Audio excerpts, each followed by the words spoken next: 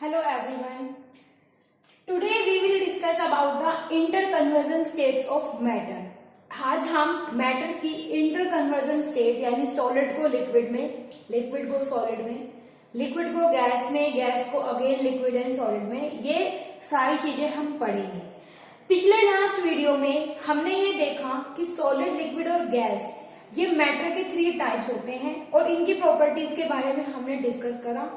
इसके अलावा मैटर के 2 टाइप्स प्लाज्मा और बोस-आइंस्टीन कंडेंसेट के बारे में, उनकी प्रॉपर्टीज के बारे में पढ़ा। चलिए तो हम शुरू करते हैं इंटरकन्वर्जन ऑफ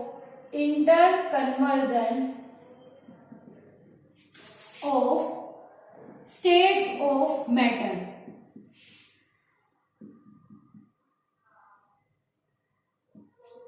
मैटर की जितनी भी स्टेट होती है, specially solid, liquid and gas, उनके इंटरकन्वर्जन के बारे में हम पढ़ेंगे।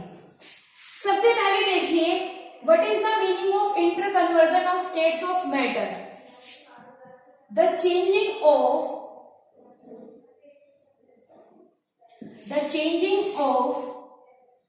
One state of matter into another state,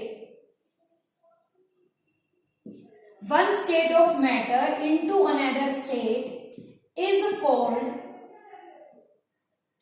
interconversion of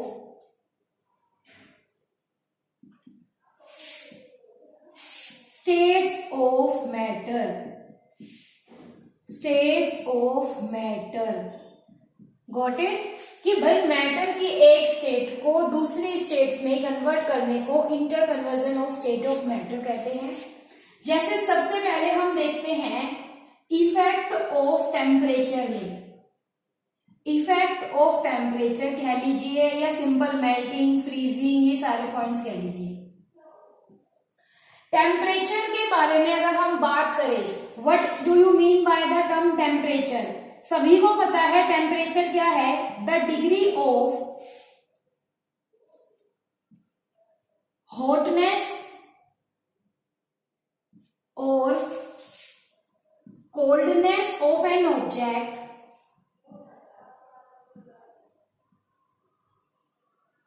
is called temperature. ये बेसिक कंसेप्ट है, ये सबको पता है। तापमान या टेम्परेचर क्या होता है कि भाई कोई चीज कितनी हॉट है या कितनी कोल्ड है, उसकी कोल्डनेस और हॉटनेस की डिग्री, उसकी मेजरमेंट को हम टेम्परेचर कहते हैं। तो यहां हम देखेंगे कि अगर हम सॉलिड, लिक्विड और गैस की बात कर रहे हैं, तो सॉलिड, लिक्विड, गैस को जब हम कन्वर्ट करते हैं टेम्परेचर इंक्रीज या डिक्रीज करके, तो हमारे पास क्या रिजल्ट्स आते हैं। सबसे पहले देखिए मेल्टिंग प्रोसेस क्या होता है, मेल्टिंग, और it is called fusion. It is also called the fusion. The change of solid state into liquid state. The change of solid state into liquid state क्या करने पर? सॉलिड को लिक्विड में convert करते हो तो क्या करने पर? ऑन हीटिंग या increasing the temperature, on heating is called melting.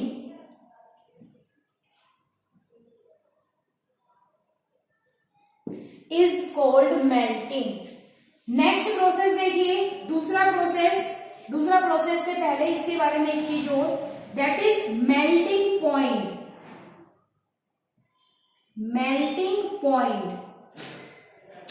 It is very important concept. Melting point क्या होता है? Melting point, the temperature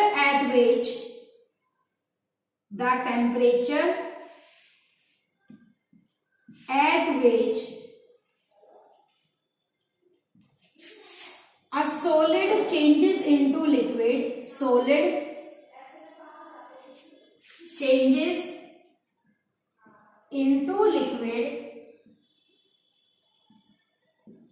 on heating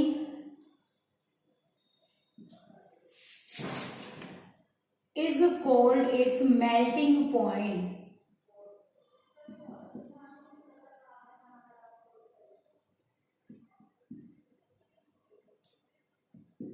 melting point क्या कहलाता है कि मेल्टिंग पॉइंट तो ये होता है कि जब हम सॉलिड को लिक्विड में चेंज करें गर्म करने पर, टेम्परेचर बढ़ाने पर। जैसे फॉर एग्जाम्पल आइस, अगर हम बर्फ का टुकड़ा ले, आइस ले, और हम उसे थोड़ा सा हीट करें, on heating the ice it will convert into the water. वो मेल्ट हो जाती है, वाटर में कन्वर्ट हो जाती है। और जिस टेम्परेचर पे ये फिनोमिना, ये प्रोसेस होता है, उसको हम मेल्टिंग पॉइंट कहते हैं। नेक्स्ट देखिए, नेक्स्ट प्रोसेस है boiling. Next process is boiling. The conversion of या change of, the conversion of, boil कर रहे हो यानी लिक्विड को, conversion of liquid into gases और its vapour, into its vapours. क्या करने पर? बॉइल करने के लिए टेम्परेचर चाहिए, on heating is called boiling, is called boiling. हम उसे बॉइलिंग करना कहते हैं जब हम लिक्विड को उसकी वेपर्स में या गैसियस फेज में चेंज करते हैं। अब बॉइल कर रहे हैं, जैसा कि आप सबको पता है, the boiling point of water is 100 degree Celsius. ठीक है, इसका मतलब नेक्स्ट कंसेप्ट हम पढ़ेंगे boiling point. Next point is boiling point. बच्चे आप लोग ये देखिए, ये सारी स्टेट ऑफ मैटर हमें वन क्वेश्चन के नंबर में भी, मतलब 1 मार्क्स के क्वेश्चन के लिए भी इंपॉर्टेंट है और डेफिनेशन पॉइंट ऑफ व्यू से भी इंपॉर्टेंट है, तो प्लीज इसे ध्यान से पढ़ना। Boiling point, the temperature at which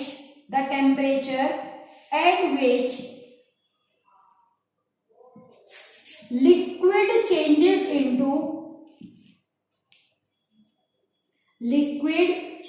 into its vapors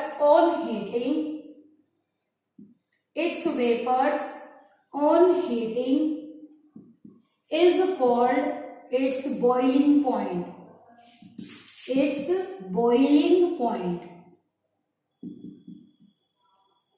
किसी भी चीज को साइंस, स्पेशली साइंस और मैथ्स में या हिस्ट्री वगैरह में भी हम देख सकते हैं, मतलब कोई भी सब्जेक्ट हो, मोस्ट प्रोबेबली टेक्निकल सब्जेक्ट में हमें कंसेप्ट आने जरूरी हैं, तभी हम उन कंसेप्ट्स को अप्लाई कर सकते हैं, क्वेश्चंस में उनके आंसर दे सकते हैं। तो अगर आपको स्क्रीनशॉट लेना है तो आप स्क्रीनशॉट भी ले सकते हैं। चलिए आगे बढ़ते हैं। नेक्स्ट देखिए, हम यहाँ पे नेक्स्ट फिनोमिना हम ये देखते हैं,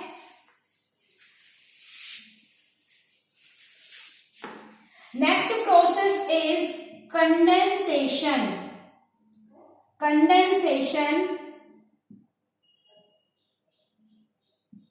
कंडेंसेशन के अंदर हमें ये पता है, द कन्वर्जन ऑफ,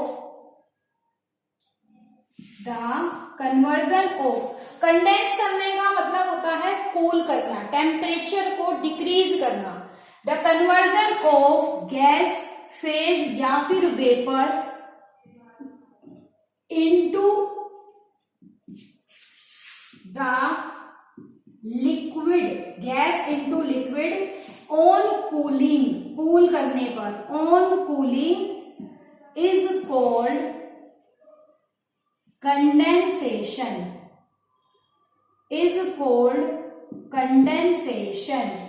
कंडेंसेशन में जब हम, जैसे देखिए, जब हम किसी भी कंटेनर में वाटर को हीट करते हैं, वाटर को बॉईल करते हैं, सपोज ये कोई कंटेनर है, it is filled with water, it has some water molecules, तो जब ये बॉईल होगा तो यहाँ पर तो बॉइलिंग प्रोसेस है क्योंकि ये लिक्विड से गैसेस में चेंज हो रहा है। लेकिन जब हम इसके ऊपर कोई भी लिड, कोई प्लेट या कोई भी लिड प्लेट, ठीक है, प्लेट लगा लीजिए, कोई कवर ढक देते हैं और थोड़ी देर बाद हम देखते हैं कि इस प्लेट के ऊपर वाटर ड्रॉपलेट्स आने लग जाती है। इसका मतलब जब हमने उस गैसेस का टेम्परेचर कूल किया, लो किया, डिक्रीज किया तो वो वापस लिक्विड में चेंज हो गई। तो यहां पर क्या हो गया, कंडेंसेशन।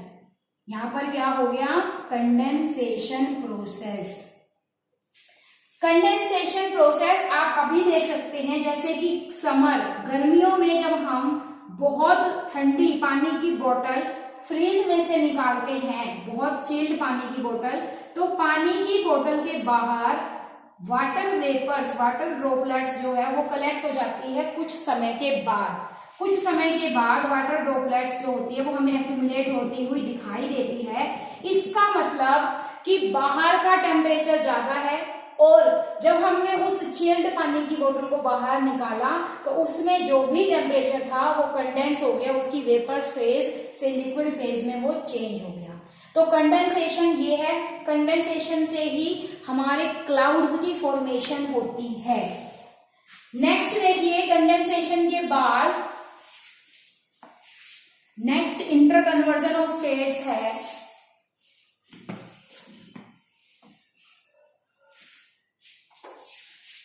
फ्रीजिंग, फ्रीज करना, freezing process.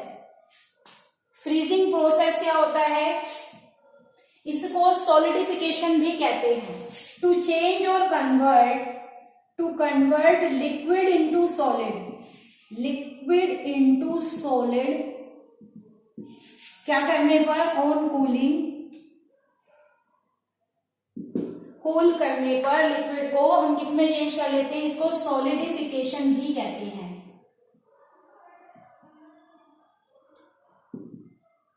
It is also called solidification. तो समझ में आया ये कंसेप्ट, बहुत आसान कंसेप्ट है, ज्यादा नहीं इसमें सोचना आपको। नेक्स्ट देखिए, नेक्स्ट आता है important sublimation. Sublimation process, sublimation,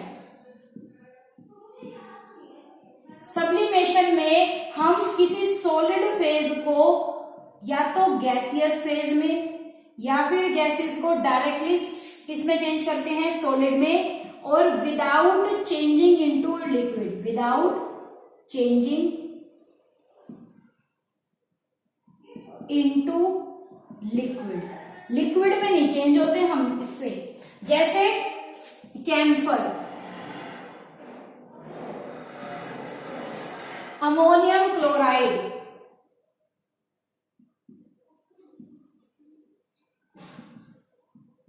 camphor और अमोनियम क्लोराइड ऐसे कंपाउंड है, नेफ्थलीन बोल्स, जैसे कपूर की गोलियां विंटर्स में हम सर्दियों में जब सर्दियां चली जाती है तो कपड़ों में डाल के रखते हैं, लेकिन जब हम उन्हें दोबारा निकालते हैं कपड़ों को तो वो क्या हो जाती है, सबलाइन हो जाती है। और छोटे बच्चे कहते हैं कि गोलियां गायब हो गई, वो गायब नहीं, वो सबलाइन हो जाती है।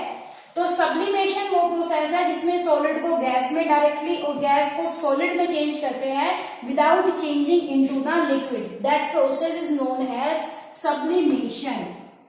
सब्लिमेशन के बाद देखिए नेक्स्ट प्रोसेस जो हम देखेंगे एक सिंपल सा है, आपको बताती हूं मैं। दो इंपॉर्टेंट प्रोसेस है। सबसे पहले हम डिस्कस करेंगे इवेपोरेशन। इवेपोरेशन बहुत इंपॉर्टेंट प्रोसेस है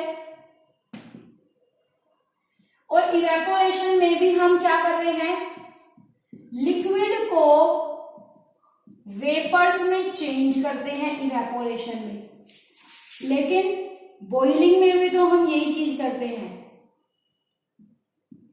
अभी अभी पढ़ाया बॉइलिंग, इसमें भी हम क्या कर रहे हैं, लिक्विड को वेपर्स में चेंज करते हैं। We change the liquid into the vapours in evaporation as well as in the boiling. Evaporation जो है वो भी लिक्विड को वेपर्स में चेंज करता है, बॉइलिंग भी, लेकिन दोनों में बहुत डिफरेंस है। पहला difference, evaporation it is a slow process, it is a slow process. Evaporation है बहुत स्लो प्रोसेस होता है। तो बॉइलिंग जो है it is a very fast process, it is a simple way में फास्ट प्रोसेस। ठीक है, दूसरा देखिए, जो इवेपोरेशन है वो किसी भी टेम्परेचर पे हो सकता है। It occurs at any temperature.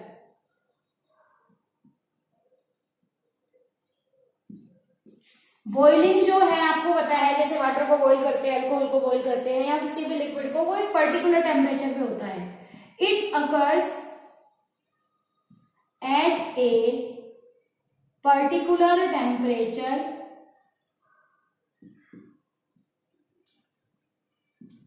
depending upon या depending on nature of liquid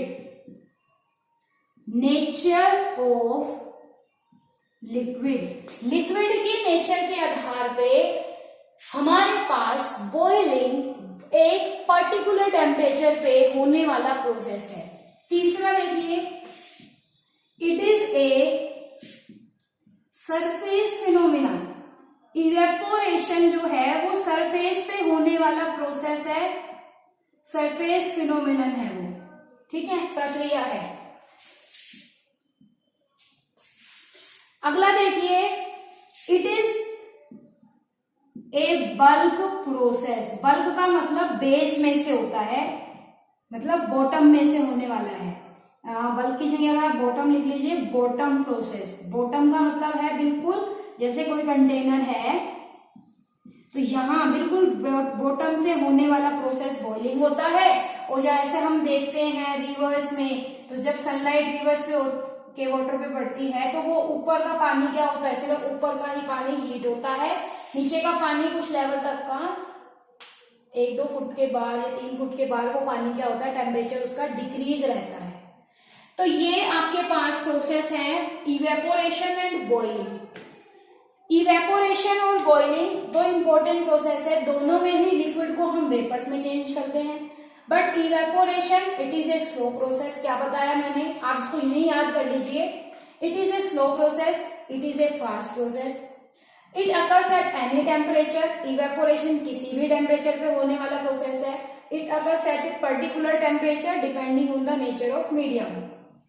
जैसे अगला देखिए, इवेपोरेशन एक सरफेस फिनोमिना है, ये बॉटम या बल्क प्रोसेस है बॉइलिंग। तो ये इवेपोरेशन और बॉइलिंग के बारे में कुछ इंपॉर्टेंट इंफॉर्मेशन है, कुछ इंपॉर्टेंट डिफरेंस पॉइंट्स हैं जो हर लेवल में बच्चे को पता होने चाहिए। ठीक है, बॉइलिंग को वेपराइजेशन भी कहते हैं, वाष्पीकरण की प्रक्रिया। अब देखेंगे हम कि जो इवेपोरेशन है वो किन किन पॉइंट्स पर, किन किन चीजों पर डिपेंड होता है। इवेपोरेशन जो है वो कुछ प्रोसेसेस है जिन पे डिपेंड करता है रेट ऑफ इवेपोरेशन। इवेपोरेशन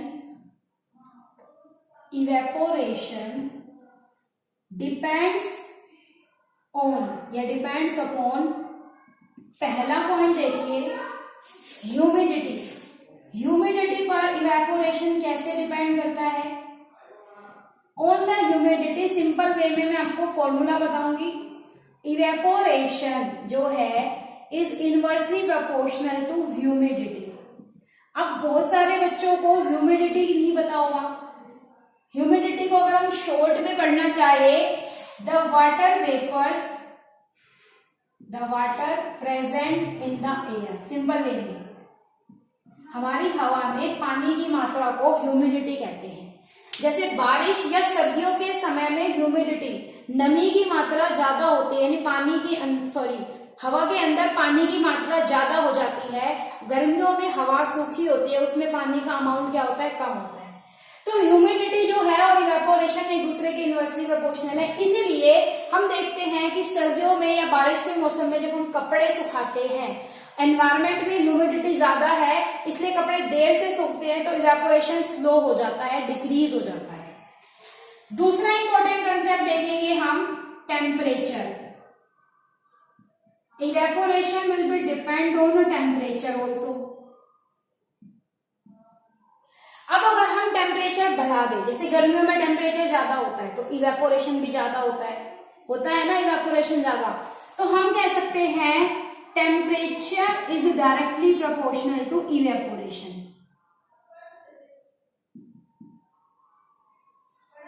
सर्दियों में टेम्परेचर कम है तो इवेपोरेशन भी कम है। तीसरा देखिए, तीसरा हम देखते हैं सरफेस एरिया। सरफेस एरिया पे डिपेंड कैसे करता है, जितना ज्यादा सरफेस एरिया होगा,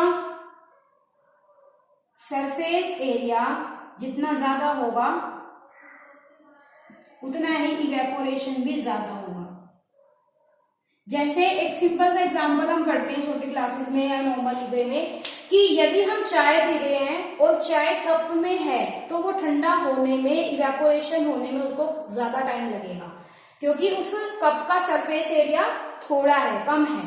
लेकिन अगर हम उसी चाय को किसी प्लेट में या बड़े बर्तन में डाल लेते हैं तो उसका सरफेस एरिया बढ़ जाता है, तो इवेपोरेशन भी इंक्रीज होता है। तो आई होप आपको ये समझ में आया होगा कि इवेपोरेशन जो है वो किस तरीके से किन किन फैक्टर्स पे डिपेंड करता है। नेक्स्ट हम देखते हैं टेम्परेचर के बारे में। टेम्परेचर को तो हमने डिफाइन कर दिया कि टेम्परेचर क्या है, लेकिन उसकी मेजरमेंट नहीं पड़ी। टेम्परेचर के बारे में इंपॉर्टेंट कंसेप्ट देखते हैं हम। आई होप आपको समझ में आ रहा होगा friends, students. Please like, share और कमेंट जरूर करके बताइए। सब्सक्राइब भी कीजिए, ज्यादा से ज्यादा लोगों को शेयर कीजिए वीडियो को। नेक्स्ट देखते हैं हम units of temperature. Units of temperature, temperature की 3 यूनिट मेजरमेंट है। एक है फ़ारेनहाइट, दूसरी है आपके पास फ़ारेनहाइट के बाद सेल्सियस, और थर्ड है आपके पास केल्विन। तो सबसे पहले हम पढ़ते हैं फ़ारेनहाइट। फ़ारेनहाइट टेम्परेचर जो है वो डैनियल गैब्रियल फ़ारेनहाइट ने डिस्कवर किया था, और उन्होंने इसमें एक स्केल जो बनाया था, उस स्केल के अंदर 2 तरह के मेजरमेंट दिए थे। सिंपल वे में अगर मैं बताऊं कि 32 डिग्री, यानी इसमें 180 डिग्री तक का आपके पास डिफरेंस होता है। 32 डिग्री फ़ारेनहाइट और 212 degree Fahrenheit. 32 degree Fahrenheit has been used for the boiling point. Boiling point के लिए हम इसको यूज करते हैं। अगर फ़ारेनहाइट में बॉइलिंग पॉइंट मेजर करना है तो बॉइलिंग पॉइंट ऑफ वाटर, और 212 डिग्री फ़ारेनहाइट, यानी इनके बीच का अगर हम डिफरेंस देखें तो इसमें स्केल मार्किंग 180 डिग्री तक होती है। तो यहां पर ये इसका क्या है, मेल्टिंग पॉइंट।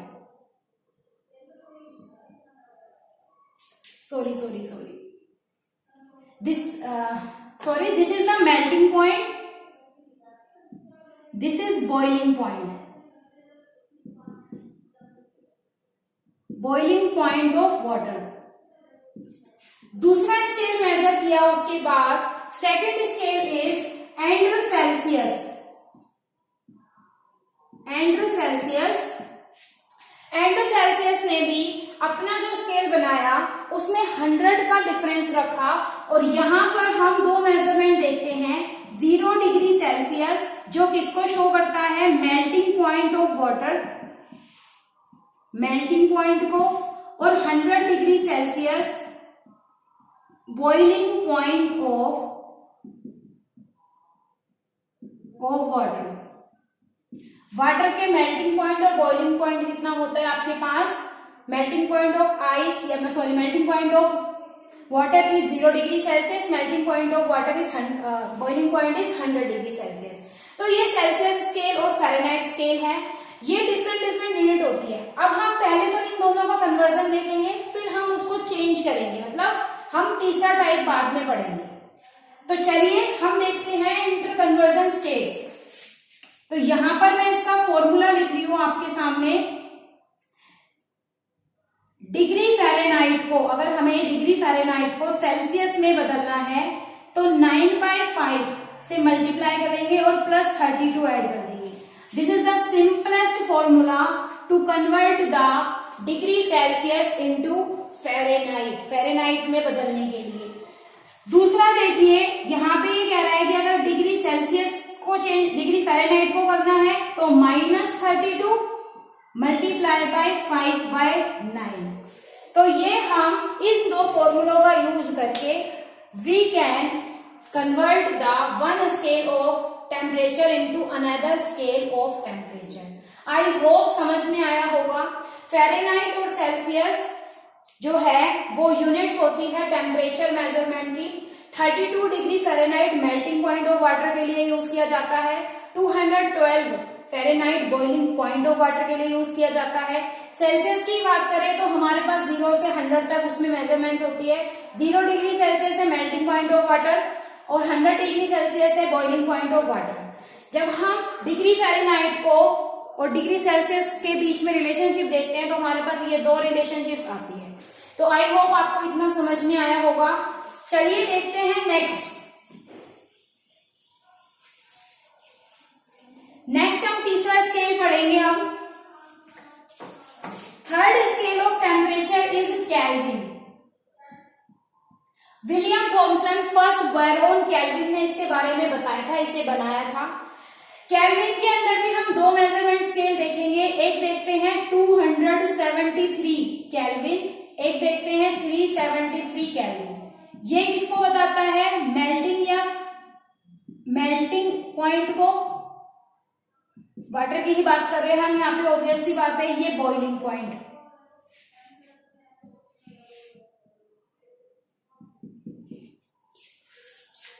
ओके। तो यहाँ पर हम केल्विन के बीच में और डिग्री सेल्सियस के बीच में रिलेशन देखते हैं। Relation between kelvin scale and degree Celsius, degree Celsius और केल्विन स्केल में। तो पहला रिलेशन यही है, केल्विन को चेंज करना है, केल्विन की वैल्यू मतलब डिग्री सेल्सियस की वैल्यू केल्विन में लानी है, तो प्लस 273 कर देते हैं हम। और दूसरा करना है तो भाई माइनस के -273। For example to convert 25 degree Celsius into Kelvin, तो हम यहाँ वैल्यू पुट करेंगे। केल्विन इज इक्वल टू 25, यहाँ डिग्री सेल्सियस की वैल्यू कितनी है? यहाँ पे तो 1 है एक तरीके से, यहाँ पे कितनी है? 25 प्लस 273। तो अगर हम ये ऐड करेंगे 273 और इसमें, तो ये हमारे पास आ जाएगा 8, 9 और 298 केल्विन एक तरीके से। तो इस तरीके से हम अलग अलग टेम्परेचर की यूनिट्स को कन्वर्ट कर सकते हैं। और टेम्परेचर की SI यूनिट केल्विन होती है, जो आजकल हम यूज कर रहे हैं। SI unit of temperature is kelvin, the SI unit of temperature is kelvin. तो आई होप आपको इंटर कन्वर्जन ऑफ स्टेट्स ये टॉपिक समझ में आया होगा। इसी के साथ हमारा मैटर चैप्टर का फर्स्ट एक पोर्शन जो कह सकते हैं हम सिंपल वे में, वो कंप्लीट हो गया है। हमने इसमें देखा कि मैटर क्या होता है, मैटर के पार्टिकल्स की अरेंजमेंट्स कैसे होती है, मैटर में कौन कौन से स्टेट्स होते हैं, उनकी क्या क्या डिटेल्स, क्या क्या प्रॉपर्टीज है। और अब हमने सीखा टेम्परेचर मेजरमेंट सीखा, एक तरीके से टेम्परेचर का के बारे में पढ़ा इसमें, और इंटर कन्वर्जन ऑफ स्टेट्स के बारे में पढ़ा। तो आगे हम देखेंगे नए वीडियोस के अंदर कुछ नए टॉपिक्स को डिस्कस करेंगे। लाइक शेयर सब्सक्राइब कीजिए। थैंक यू सो मच सुनने के लिए। प्लीज लाइक शेयर और सब्सक्राइब कीजिए। ओके बाय, जय हिंद जय भारत।